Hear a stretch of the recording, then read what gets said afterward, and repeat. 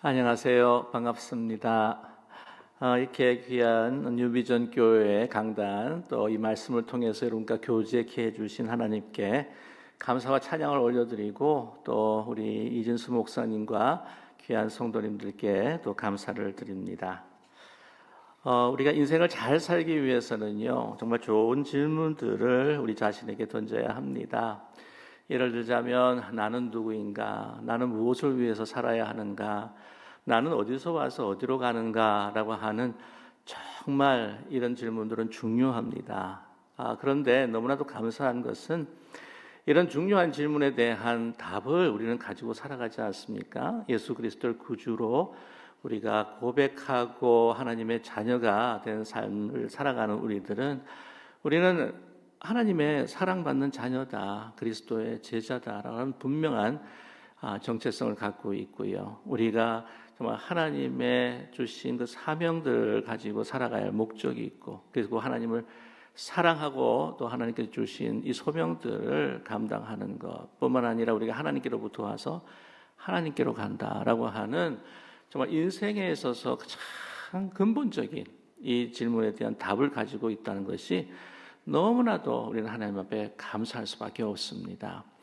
그런데 우리가 그리스도인으로서 하나님 자녀로 살아가면서 순간순간 매일매일 끊임없이 우리는 그치지 않고 우리 자신에게 던져야 할 질문이 있어요. 그것이 뭐냐? 하나님의 뜻이 무엇입니까? 내가 오늘 이 많은 여러 가지 선택을 하면서 살아가는데 큰 선택, 작은 선택, 크고 작은 모든 선택에 있어서 하나님의 뜻이 무엇입니까? 예수님께서 주기도문을 통해서도 우리에게 가르쳐 주셨습니다. 하나님의 뜻이 하늘에서 이루어진 것처럼 어떻게 해요? 이 땅에 이루어지기를 원하는데 누구를 통해서? 우리를 통해서 이루어지기를 원하는 기도를 드리신 것이죠. 자, 그런데 우리가 하나님의 뜻을 우리가 어떻게 잘 알 수가 있느냐라고 하는 것이에요. 하나님께서 이것이 내 뜻이다, 이것이 내 뜻이다, 저것이 내 뜻이다 라고 말씀해 주시면 얼마나 좋겠습니까? 그러나 분명히 이렇게 우리에게 지시해 주지 않으실 때가 너무나 많습니다. 답답한 경우들이 있어요. 그래서 참 안타까운 사실은 한국교회의 그 그리스도인들이요, 참 많은 사람들이 정을 친답니다. 답답해서. 요즘 같은 경우에는 AI한테 물어보는 사람도 있대요. 하나님의 가진 뜻이 무엇일까? 언제 한번 이 중년 부인이 이스라엘 여행을 가기 위해 다 모든 걸 계획을 다 세우고 티켓도 사고 다 했어요. 그런데 이 중동 지방이 그 정세가 안 좋아진 겁니다. 막 전쟁의 소식이 들리고 하니까 내가 이거 가야 되나 말아야 되나 하면서 또 노심초사하면서 걱정하면서 이제 잠이 들고 난 다음에 아침에 딱 깨어났는데 깨어나니까 이 시계를 보니까 7시 47분이더래요. 하나님께서 이스라엘을 가라고 하는 뜻이구나. 뭐냐면 그 전날 밤에 자기 전에 그 여행 팜플렛을 봤는데 앞에 딱 보니까 보잉 747이 딱 그림이 있었던 거예요. 여러분, 이게 사실입니다. 이게 유머가 아니라 정말 있었던 사실이에요.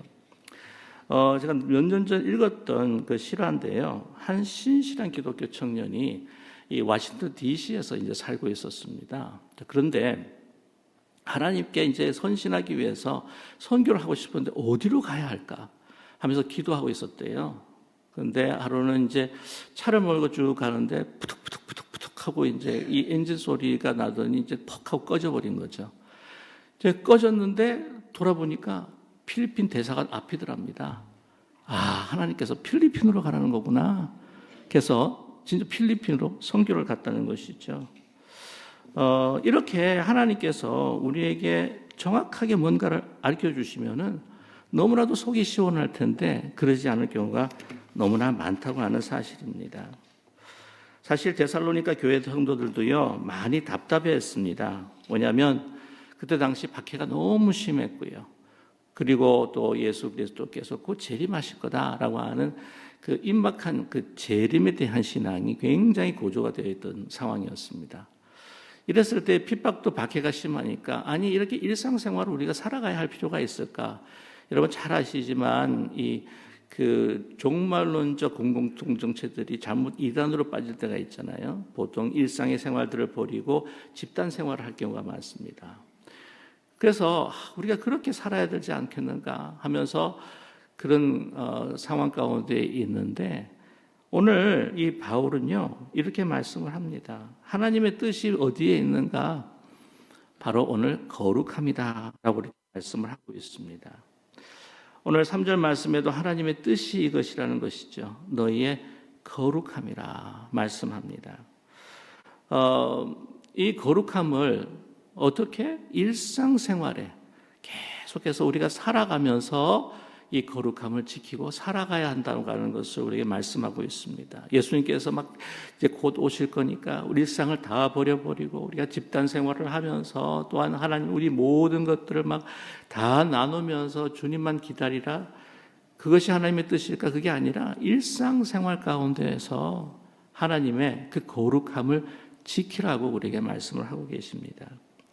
여러분이 거룩함이다라고 하는 것, 그것은 하나님의 모든 속성을 한마디로 표현한 것이 거룩입니다. 거룩이라고 하는 것을 이제 구별됐다라고 하는 의미를 가지고 있는데, 여러분 그 하나님의 그 속성이라고 한다면 여러 가지가 있지 않습니까? 뭐 무소부재, 또한 영원하심, 자비로우심, 긍휼하심, 공의로우심, 여러 가지 이러한 하나님의 속성이 있는데, 그걸 한마디로 딱 요약을 한다고 한다면 바로 거룩입니다. 그래서 이 빛을 프리즘을 통과하게 되면 7가지 색깔로 이제 나눠지지 않습니까? 그런데 이 7가지 색깔, 그 모든 것들을 포함하고 있는 백색 광선, 그것이 하나의 거룩함이라고 비유할 수가 있어요. 그런데 이 거룩함을 꼭 2가지의 단어로 표현을 한다고 한다면 여러분이 잘 아시는 공의와 사랑이라고 하는 것으로 말할 수가 있습니다. 오늘 말씀 가운데에서 거룩함이라, 이 사랑과 공의와 사랑을 너의 일상생활 가운데서 계속해서 순종하며 지켜나가라고 하는 것, 그것이 나의 뜻이라는 거예요. 그래서 3절 하반절부터 보게 되면 곧 음란을 버리고, 4절 각각 거룩함 존귀함으로 자기의 아내를 대할 줄 알고, 이방인과 같이 세욕을 따르지 말고, 그 다음에 어떻게 해요? 형제를 해하지 말라. 분수에 넘어서 형제를 해하지 말라, 이렇게 말씀하고 있습니다. 데살로니가 도시라고 하는 것은 정말 음란이, 고린도만큼 음란이 정말 넘쳐 흘렀던 그러한 도시였다고 하지요. 그래서 가정이 파괴가 되고 세욕을 따라서, 그 탐욕을 따라서 그 살아가는 많은 그 이방인들, 거기에서 이 박해와 핍박으로 인해서 믿음을 포기하지 말고 그들과 함께 타협하면서 살지 말고 하나님의 그 공의, 그 의로움을 지켜라 라고 이렇게 말씀을 하고 있습니다. 그것이 바로 하나님의 뜻이다. 하나님의 뜻은 일상생활 속에서 매일매일 순간순간 하나님의 명령을 순종하며 그 공의와 사랑을 지켜나가는 것, 그것이 바로 거룩이다 말씀하고 계십니다. 우리가 일상생활 속에서 우리는 많은 선택을 하게 됩니다. 크고 작은 많은 선택을 하게 되죠. 종종 하나님의 뜻을 알고자 또 우리는 많은 고민을 합니다. 내가 과연 이 미국에 이민을 온 것이 하나님의 뜻인가? 아니면 내가 계속 한국에 살아야 했던 것이 하나님의 뜻인가? 고민하시는 분들을 가끔 만나게 됩니다. 내가 뉴욕에서 살아야 했던가? 아니면 산호세, 아니면 LA에서 살아야 했던가? 근데 여러분들께 그 상담을 해보시게 되게 되면요, 자기가 너무 이 이민의 삶이 힘들고 고통스럽고 너무나도 막 실패감에 젖어 있을 때에 그런 말씀을 많이 하세요. 내가 한국에서 그냥 계속 살았던 것이 하나님의 뜻 같습니다. 하나님의 뜻대로 내가 왔다고 한다면 내가 이렇게 힘들고 고생하지 않지 않겠습니까? 라고 하는 그 아픔을 토로하시는 분들의 이야기를 듣게 됩니다.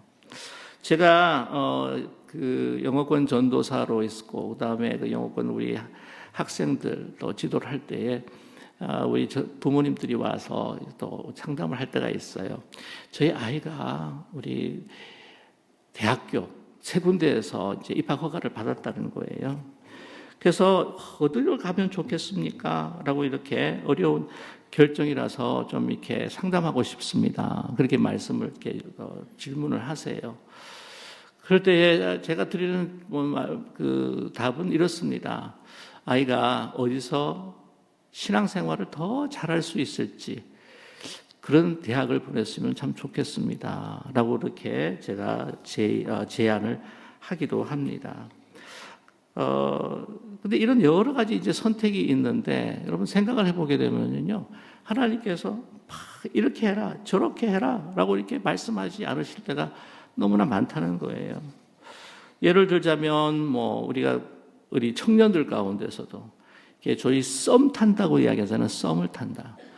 그래서 이 아가씨하고 썸 타고 저 아가씨하고 썸 타고 그게 난 모르겠습니다. 이게 좋은 건지 안 좋은 건지는 잘 모르겠지만 저한테 좀 이야기를 해요. going steady. 정말 이제 데이트를 하고 또 깊은 이 보이프렌드, 걸프렌드 이제 관계로 누구하고 해야 될 것인지 저한테 가끔 상담을 하는 사람이 우리 청년들이 있어요. 한마디로 말하면 제가 영희하고 할까요? 순이하고 할까요? 아니면 철수랑 할까요? 영식이랑 할까요? 혹시 그런 이름을 가지고 계신 분인지 모르겠지만 이렇게 질문을 합니다. 근데 저는 항상 대답이 그래요. 더 신앙생활을 같이 할 수 있는 여성을 걸프렌드로 삼았으면 좋겠다라고 하는데 보면 더 이쁜 여자를 갖다가 사귀는 경우가 거의 다라고 하는 생각을 갖게 됩니다. 그런데 분명히 또한 이런 문제에 있어서 이야기를 합니다. 또 결혼까지 가게 되게 되면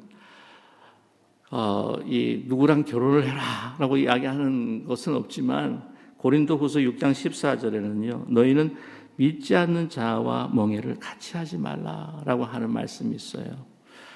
그래서 믿지 않는 자와 멍에를 같이 해가지고 참 힘든 분들을 제가 많이 보게 됩니다. 아직도 연세가 지긋하신데 남편의 구원을 위해서 그렇게 눈물 흘리며 기도를 하시는 분이 계세요.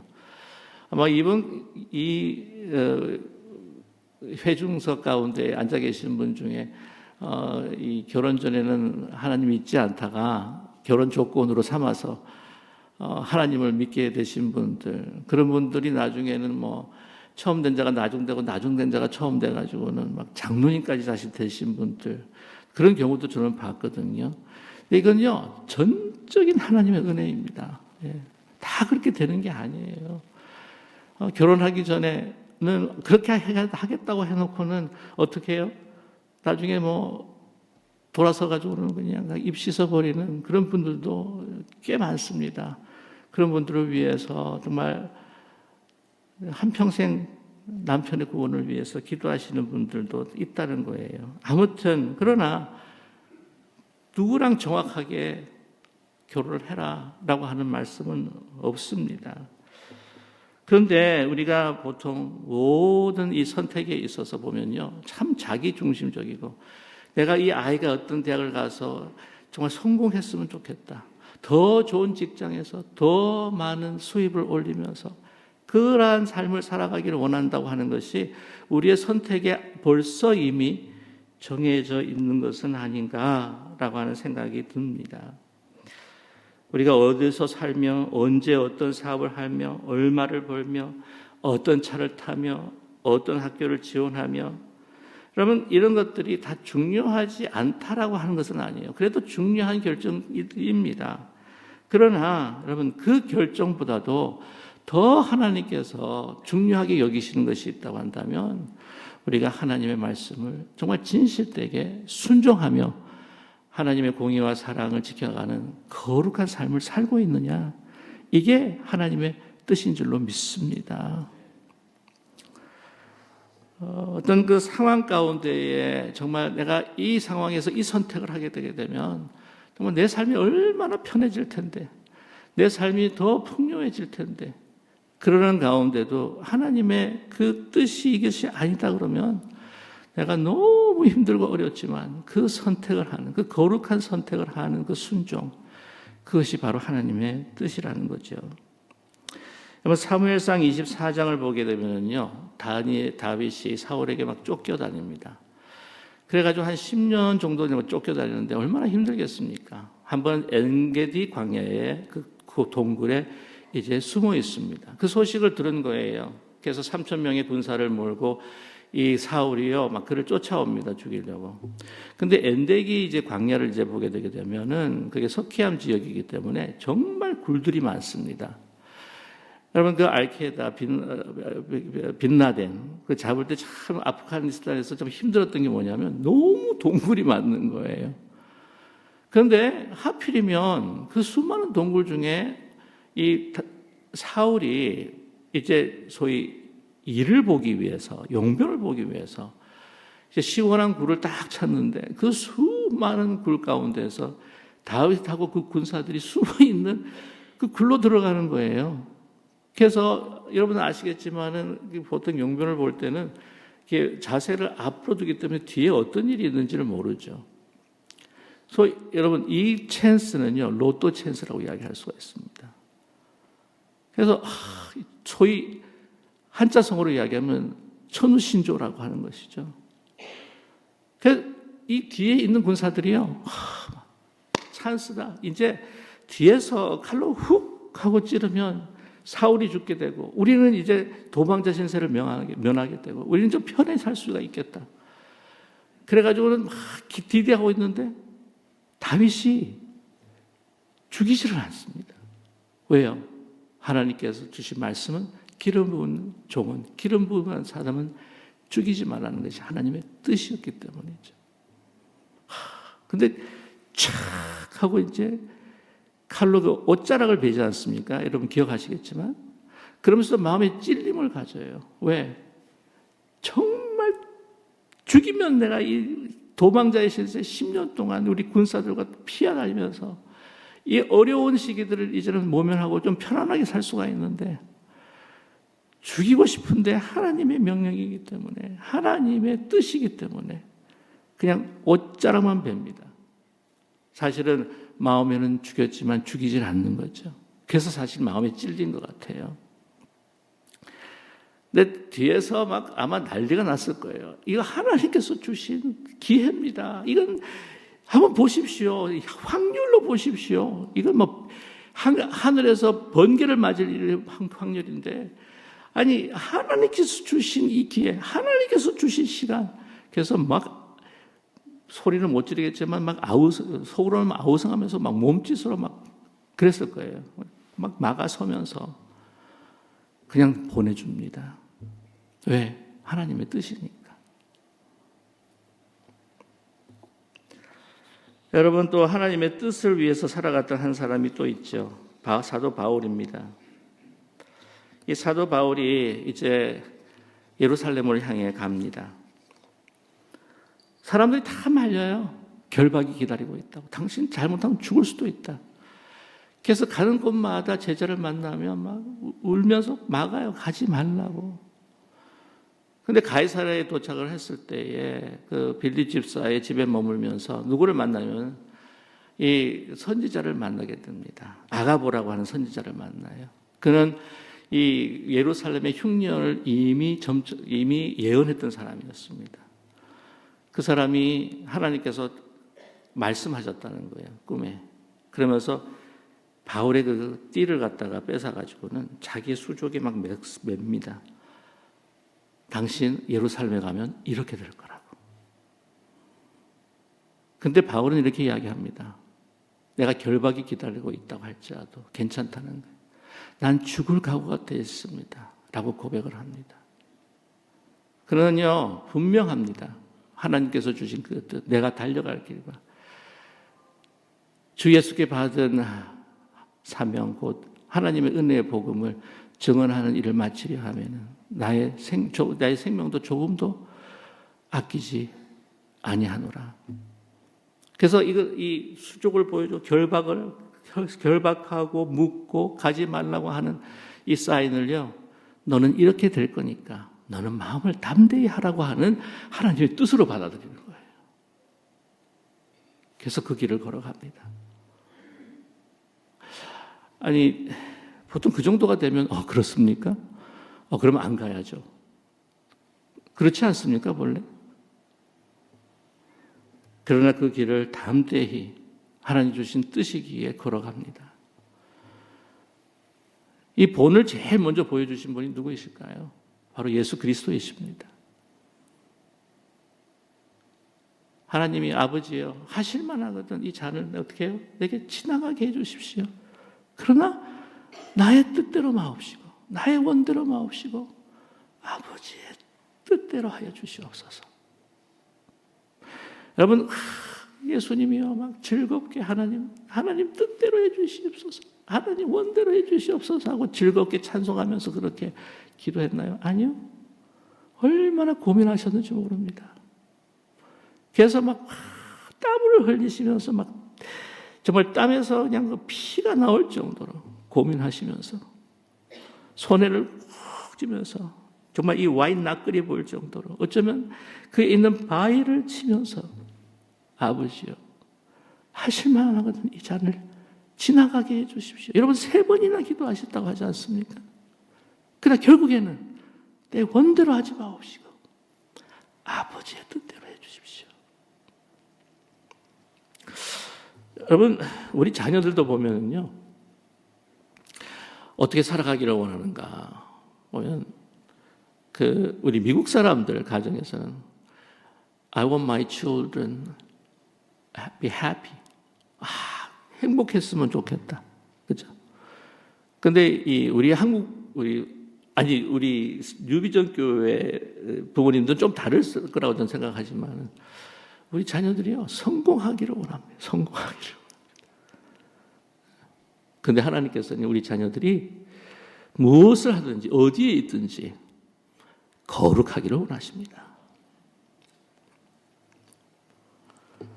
클래런스 졸든이라고 분이 계셨습니다. 여러분 혹시 아시는지 모르겠지만 마틴 루터 킹 주니어 목사님 여러분 잘 아시죠? Civil Rights Movement 이 시민운동을 선두에서 나가면서 노벨 평화상까지 받으실 정도로 정말 영향력이 있는 미국의 역사를 바꿨던 분인데 그분의 영향력을 또 준 사람 분이 클래런스 졸든이라고 하는 분입니다. 이분은 백인이십니다. 그는 박사 학위를 2개를 취득하신 분이세요. 농학 박사에다가 고대 근동 지방의 언어, 히브리, 헬라 그것을 아주 그냥 능통하신 분이셨어요. 그래서 대학마다 그냥 러브콜이 막 계속해서 이어집니다. 석자 교수로 와달라고. 그럼에도 불구하고 이분은 그 모든 걸 내려놓고요.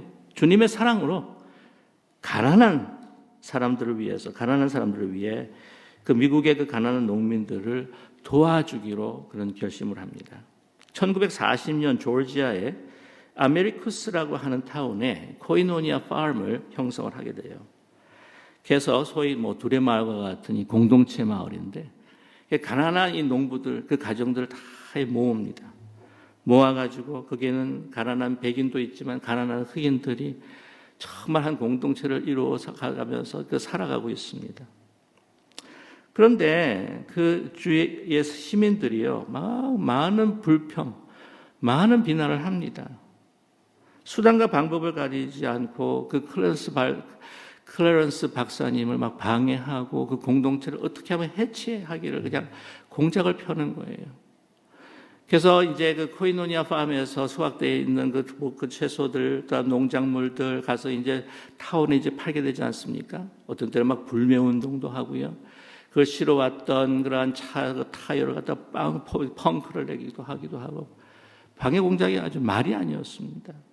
그걸 14년 동안 계속해서 진행하셨다는 거죠. 마침내 1954년에 여러분 KKK 아시죠? 백인 우월주의 폭력단체입니다. 그 공동체를 없애려고 밤에 공격을 합니다. 그래서 막 총을 난사하고 막 불 지르고 그래서 잿더미가 돼버리고 말아요. 그래서 거기에는 그 다음날 남은 가족은 그 클래런스 졸든 박사님 그 부부 가정과 그리고 한 흑인 가정만이 딱 남고 다들 흩어져 버렸습니다.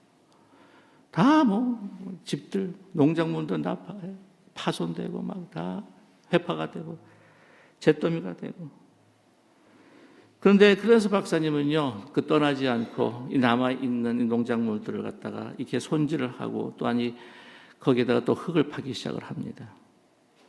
근데 그 마을에 그 기자라고 하는 사람이 방문을 해요. 그 방문을 하면서 묻습니다. 어저께 큰 일이 있었다고 제가 들었는데, 아니, 지금 상황이 어떻는지 알아보기 위해서 왔습니다. 라고 이렇게 이야기를 합니다. 근데 딱 목소리를 들어보니까 어젯밤 그렇게 불을 지르고 총을 난사하고 했던 KK 단원 중에 한 사람이라고 하는 걸 딱 알아차린 거예요. 목소리를 딱 들으면서. 아무 대꾸도 하지 않으셨습니다. 근데 계속해서 질문하는데도 대꾸를 하지 않으니까 땅에서 이 채소를 갖다가 고르고 하는 이 클래스 졸든 박사님을 발로 툭툭 치는 거예요. 아니, 왜 대답을 하지 않습니까?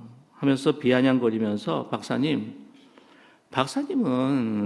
파기가 2개고 뿐만 아니라 또 14년 동안 이 코이노니아 팜을 위해서 그렇게 애를 썼는데 다 잿더미가 되어버렸군요. 아니, 인생이 참 허무하지 않으십니까? 인생이 성공하지 못하고 실패한 인생이군요. 라고 이렇게 비아냥거렸습니다. 그랬을 때에 이 클래런스 박사님이 고개를 돌리며 뒤를 보면서 그에게 강한 어조로 이렇게 이야기했다고 합니다. 여보시오, 당신은 크리스찬이 어떤 사람이라고 하는 것을 잘 이해하지 못하는 모양입니다. 우리 크리스찬이라고 하는 사람들에게 중요한 것은 성공이 아닙니다. 우리들에게 중요한 것은 바로 순종입니다. 여러분, 크리스찬의 생활이라고 하는 것, 우리 인생의 성공을 위한 목표로 살아가는 삶이 결코 아닙니다. 어떤 상황 가운데서도, 우리 어떤 일을 하더라도, 크고 모든 작은 일에도 우리가 하나님의 그 말씀을 순종하며 하나님의 거룩함을 지키고 그 거룩함을 이 땅에 드러내는 것, 바로 그것이 하나님의 뜻입니다. 하나님의 뜻은 바로 순종을 통한 우리의 거룩한 삶이라고 하는 것을 잊지 않는 저와 여러분이 되시기를 주님의 이름으로 간절히 축원합니다. 기도하겠습니다.